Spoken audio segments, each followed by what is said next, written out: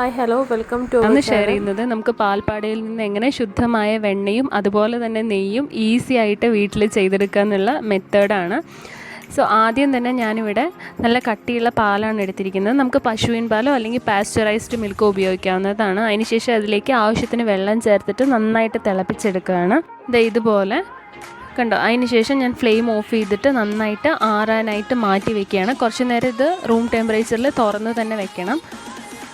ഇപ്പം നന്നായിട്ട് അതിലേക്ക് പാട വന്നിട്ടുണ്ട് കണ്ടോ. ഇതുപോലെ ഒരു സ്പൂൺ വെച്ചിട്ട് ഞാനിതുപോലെ മാറ്റിയെടുക്കുകയാണ്. പാലിൻ്റെ അളവിനനുസരിച്ചിട്ട് ഇതിൽ നമുക്ക് പാൽപ്പാട കളക്ട് ചെയ്തെടുക്കാവുന്നതാണ്. ഇതൊരു ഫ്രീസർ പ്രൊട്ടക്റ്റീവ് ആയിട്ടുള്ളൊരു ഗ്ലാസ്സിലോ അല്ലെങ്കിൽ ഒരു കണ്ടെയ്നറിലോ നമുക്ക് സൂക്ഷിച്ച് ഫ്രീസറിൽ വെക്കാവുന്നതാണ്. ഞാനിപ്പോൾ ഏകദേശം ഒരാഴ്ചത്തോളം കളക്ട് ചെയ്ത പാൽപ്പാടയാണിത്. ഫ്രീസറിൽ തന്നെ സൂക്ഷിക്കണം, അല്ലെങ്കിൽ പെട്ടെന്ന് കേടായി പോവും. ഇങ്ങനെ ഒരു കൺസിസ്റ്റൻസിയിലാണ് ഇത് ഉണ്ടാവുക. അതിനുശേഷം നന്നായിട്ട് തണുപ്പ് പോകണം. റൂം ടെമ്പറേച്ചറിലേക്ക് ആക്കിയതിന് ശേഷം ഇതുപോലെ നല്ല തണുത്ത വെള്ളത്തിൽ മിക്സിയിൽ ബ്ലെൻഡ് ചെയ്തെടുക്കുകയാണ്. കണ്ടോ. ഇതുപോലെ നമുക്ക് വേണമെങ്കിൽ ഐസ് ക്യൂബ്സും യൂസ് ചെയ്യാവുന്നതാണ്. പ്രത്യേകം ശ്രദ്ധിക്കേണ്ട കാര്യം എന്താണെന്ന് വെച്ചാൽ തണുപ്പ് മാറിയതിന് ശേഷം മാത്രം ഇതുപോലെ ബ്ലെൻഡ് ചെയ്യണം.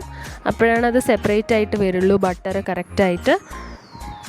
അതിനുശേഷം ഞാനിതിലേക്ക് ഐസ് വാട്ടർ ഒഴിച്ചു കൊടുക്കുകയാണ്. കണ്ടോ. ഈ ഒരു കൺസിസ്റ്റൻസിയിൽ ഉണ്ടാവും. അതിനുശേഷം അത് നന്നായിട്ട് അടച്ചിട്ട് മിക്സിയിൽ ഒരു 2 മിനിറ്റ് കണ്ടിന്യൂസ് ആയിട്ട് ബ്ലെൻഡ് ചെയ്യുകയാണ്. ഇടയ്ക്ക് കുറച്ച് വെള്ളം ഒഴിച്ചു കൊടുത്തിട്ട് ബ്ലെൻഡ് ചെയ്യണം.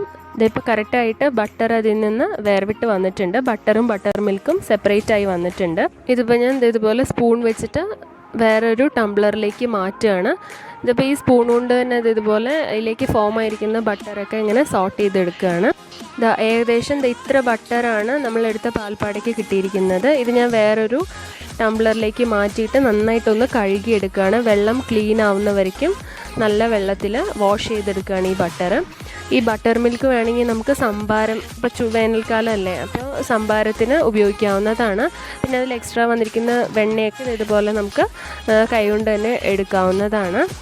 കണ്ടോ. ഈ ഒരു കൺസിസ്റ്റൻസിയിലാണ് ഇതുണ്ടാവുക. നന്നായിട്ട് വാഷ് ചെയ്തെടുത്ത വെണ്ണയാണ്. ഇത് നമുക്ക് വേണമെങ്കിൽ ബ്രെഡിൽ സ്പ്രെഡ് ചെയ്യാനും അതുപോലെ തന്നെ കുക്കിങ്ങിനും ഒക്കെ ഉപയോഗിക്കാവുന്നതാണ്. ഇത് നമുക്ക് ഫ്രീസറിൽ സൂക്ഷിച്ച് ഏകദേശം ഒരു മാസത്തിൽ കൂടുതൽ നമുക്ക് പ്രിസർവ് ചെയ്യാൻ പറ്റും. ജസ്റ്റ് ഫ്രിഡ്ജിൽ സ്റ്റോർ ചെയ്യുകയാണെങ്കിൽ ഏകദേശം ഒരാഴ്ചയോളം പ്രിസർവ് ചെയ്ത് എടുക്കാവുന്നതാണ്.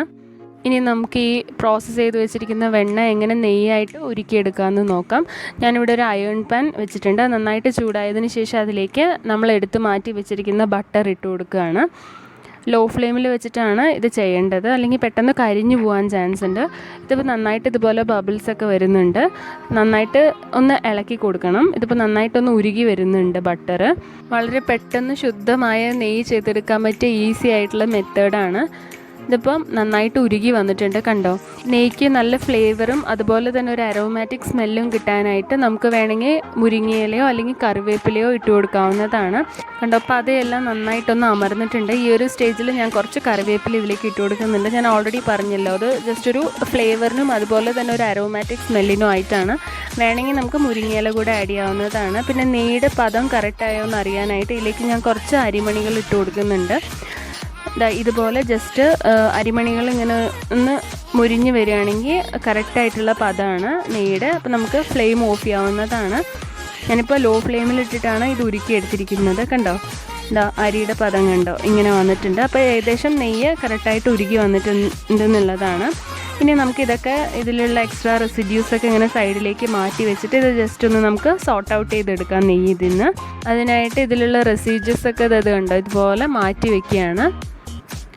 നമുക്കിങ്ങനെ എക്സ്ട്രാ വരുന്ന പാൽപ്പാട കൊണ്ട് വളരെ പെട്ടെന്ന് ശുദ്ധമായ നെയ്യും വെണ്ണയും ചെയ്തെടുക്കാവുന്നതാണ്. നമുക്ക് കളയേണ്ട ആവശ്യമില്ല പാൽപ്പാടയൊക്കെ എക്സ്ട്രാ വരികയാണെങ്കിൽ. ഇങ്ങനെ ജസ്റ്റ് ഒന്ന് ചെരിച്ച് കൂടെ വെച്ച് കൊടുക്കുന്നുണ്ട്. അതിനുശേഷം ഇത് നല്ല എയർ ടൈറ്റ് ആയിട്ടൊരു കണ്ടെയ്നറിൽ അടച്ച് സൂക്ഷിക്കുകയാണ്. ഞാനിപ്പോൾ ഇവിടെ ഇങ്ങനൊരു കണ്ടെയ്നറാണ് എടുത്തിരിക്കുന്നത്.